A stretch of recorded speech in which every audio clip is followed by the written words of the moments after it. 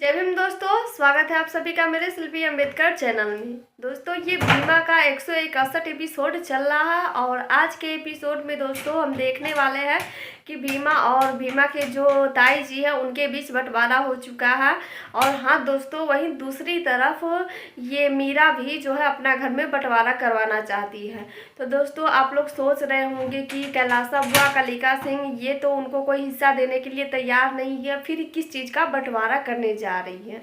तो दोस्तों ये जानने के लिए वीडियो को अंत तक जरूर देखिएगा। और हाँ दोस्तों, अगर वीडियो अच्छी लगे तो लाइक, सब्सक्राइब और शेयर ज़रूर कर दीजिएगा। तो चलिए दोस्तों, बिना देर किए हुए एपिसोड के बारे में मैं बता देती हूँ। आज का जो एपिसोड है शुरुआत भीमा से ही होती है, जब भीमा के परिवार वाले और फुलमतिया के परिवार वाले उन दोनों के बीच बंटवारा हो रही थी। दोस्तों सामान सब जो था वो आधा आधा दोनों के हिस्से में आता है, लेकिन दोस्तों जो पूरा परिवार है वो फुलमतिया के हिस्से में जाता है और भीमा का जो परिवार है वो एक हिस्से में आता है।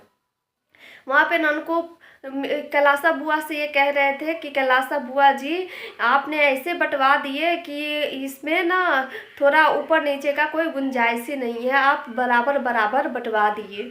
उसी समय दोस्तों भीमा वहाँ पे कहती है कि अगर कुछ भी गड़बड़ सरबड़ हुआ तो इसका जिम्मेदार कैलासा बुआ होगी, क्योंकि पंच बन करके कैलासा बुआ बांटने आई है, बंटवारा करने आई है।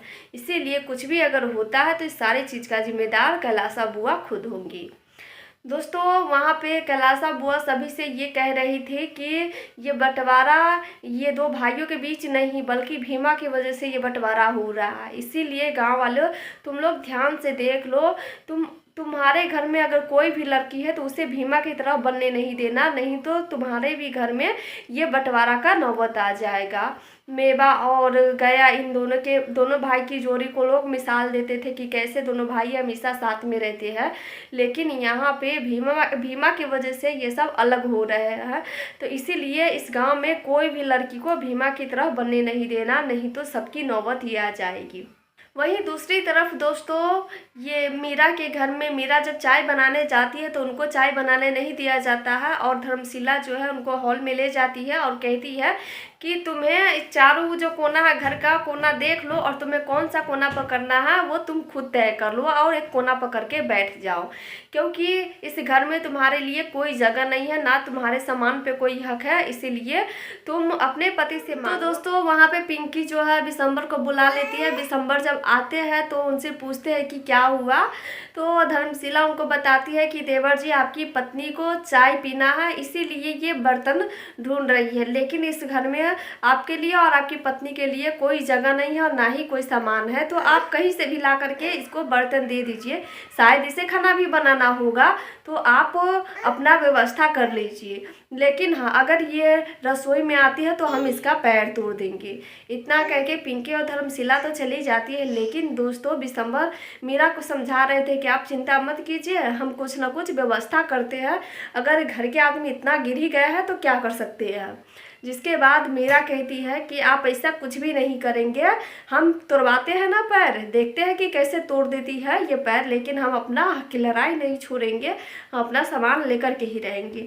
इसीलिए दोस्तों वो एक बक्सा लाती है और बक्सा में जितना भी रसोई का बर्तन है सब रख करके ताला मार देती है और कहती है कि अम्मा से जाके कहने के लिए कि हम बंटवारा चाहते हैं। तो बिशंबर जो है कैलासा बुआ को बुलाने चले जाते हैं। जब कैलासा बुआ सभी को ये बता रही थी कि यहाँ पे जो कुछ भी हो रहा है भीमा की वजह से हो रहा है, उसी समय बिशंबर वहाँ पे पहुँचते हैं और कहते हैं कि अम्मा चल घर चलिए, हमें भी बंटवारा करना है, आपकी छोटी बहू चाहती है कि बंटवारा हो। यहाँ वहाँ पे बताती है कि जाइए कैलासा बुआ जी, इस व्यक्तिगत खीस को ना भीमा का नाम नहीं देना चाहिए, आपके भी घर में बंटवारा होने जा रहा है, तो आप ही बताइए कि उस घर में कौन सी भीमा है जो आपके घर में बंटवारा हो रहा है। दोस्तों कैलासा बुआ वहाँ पे सभी से कहने लगती है कि उस घर में भी एक तरह से देखा जाए तो भीमा की वजह से ही बंटवारा हो रहा है, क्योंकि बिशंबर और मीरा भीमा की बातों सुन करके यहाँ तक पहुँच गया है और भीमा की बात ही मानते हैं, इसीलिए देखा जाए तो उस घर में भी बंटवारा भीमा की वजह से हो रहा है। दोस्तों वहाँ पे जो मैटर था वो सुलझा करके कैलाश बुआ अपने घर चली जाती है, क्योंकि मीरा का जो कहना था कि उनका बंटवारा करना है, इसीलिए वहाँ पे चली जाती है। जब दोस्तों कैलाश बुआ वहाँ पे जाती है तो देखती है कि मीरा जो है बक्सा में सामान सब रख करके ताला मार दी है। तो वहाँ पे दोस्तों उनसे पूछा जाता है कि तुम्हारी इतनी हिम्मत हो गई कि तुम इस घर में बंटवारा करवाना चाहती हो। तो दोस्तों कैलाश बुआ बाकी लोगों का बात नहीं मानती, नहीं आती, इसीलिए मीरा ये चाल चली हुई थी कि जैसे ही अम्मा को ये पता चलेगा कि मैं सारा सामान में ताला मार दी हूँ तो वो खुद ही दौड़ी आ जाएंगी, इसीलिए वो साजिश करी हुई थी। लेकिन उनका मेन मकसद ये था कि जो धर्मशिला और पिंकी उनके साथ बदतमीजी करी हुई थी उसके लिए वो माफ़ी मांगिए।